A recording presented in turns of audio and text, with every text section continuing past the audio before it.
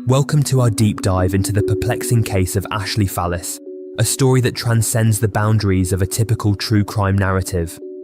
On the surface, it's the tragic tale of a young mother whose life was cut short by a gunshot wound on New Year's Eve. But peel back the layers and you'll uncover a web of intrigue, conflicting testimonies, and unanswered questions that continue to haunt those touched by the case.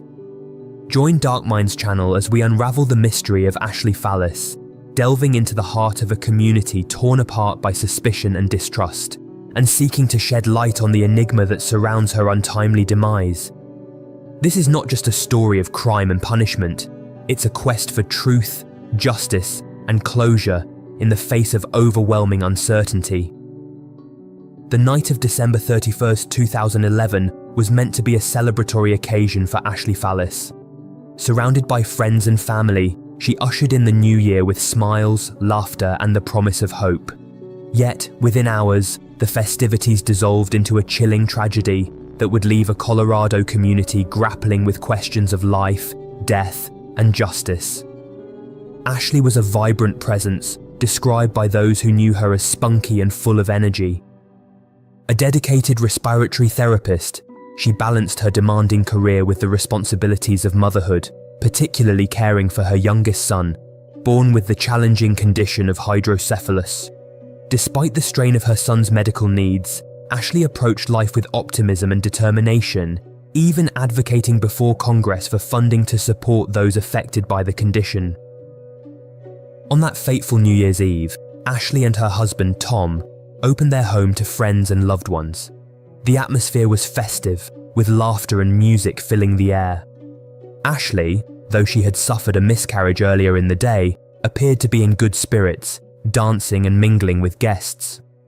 However, a sudden shift in mood occurred when Ashley requested marijuana from her uncle, triggering an explosive reaction from Tom.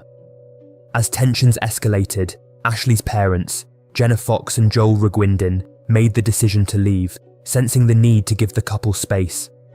But their departure was interrupted by the wail of sirens, drawing them back to the scene of a tragedy unfolding in their daughter's home. Ashley had been shot in the head, her life hanging in the balance as paramedics fought to save her. In the aftermath of Ashley's death, conflicting narratives emerged.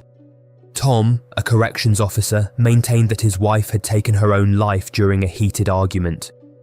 He recounted the tragic events of that night, describing the sound of a gunshot and the sight of smoke, his voice trembling with emotion as he relived the horror. "I was in the closet, I heard her gun cock and I looked out, I was like, what are you doing?"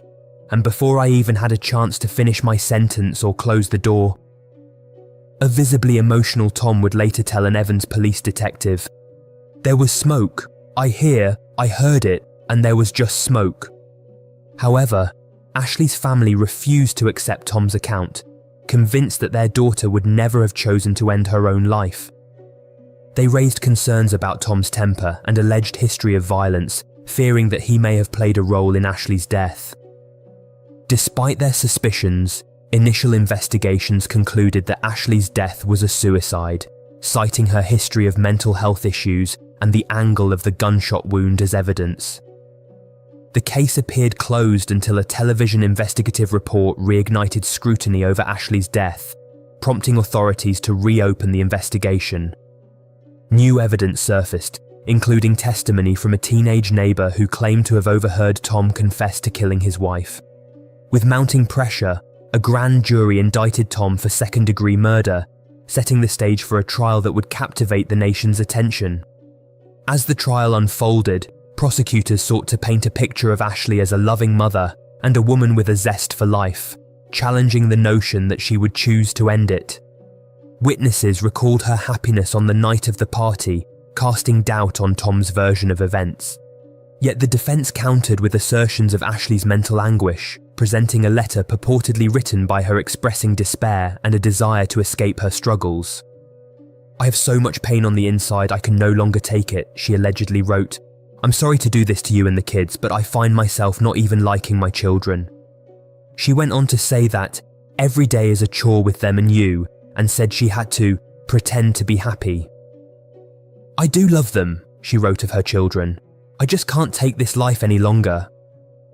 Despite a compelling array of testimonies and evidence presented during the trial of Tom Fallis, the verdict delivered by the jury sent shockwaves through the community.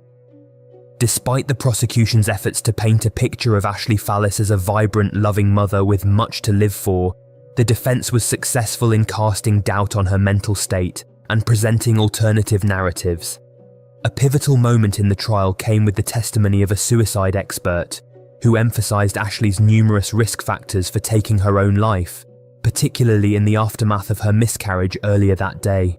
This testimony, coupled with the assertion by an investigator that the physical evidence at the scene aligned with Tom's account of events, provided the defense with a strong counter-argument to the prosecution's case. In a swift deliberation lasting less than 4 hours, the jury acquitted Tom of all charges, allowing him to walk free. For Ashley's family, who had endured years of anguish and uncertainty, the verdict was a devastating blow. Their hopes for justice were dashed, leaving them to grapple with the painful realization that they may never know the truth behind their daughter's tragic death. In a desperate bid for accountability, Ashley's family pursued legal action against several investigators involved in the case, alleging falsification and omission of key evidence. However, their efforts were thwarted when the case was dismissed in 2017, leaving them with no recourse for justice within the legal system. Despite exhaustive investigations and legal proceedings, the circumstances surrounding Ashley's death continue to provoke debate and skepticism. While some may find solace in the verdict rendered by the courts, others are left grappling with unresolved doubts and lingering suspicions.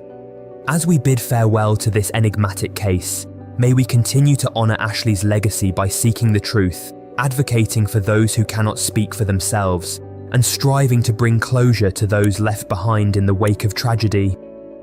Thank you for joining Dark Minds on this journey of discovery.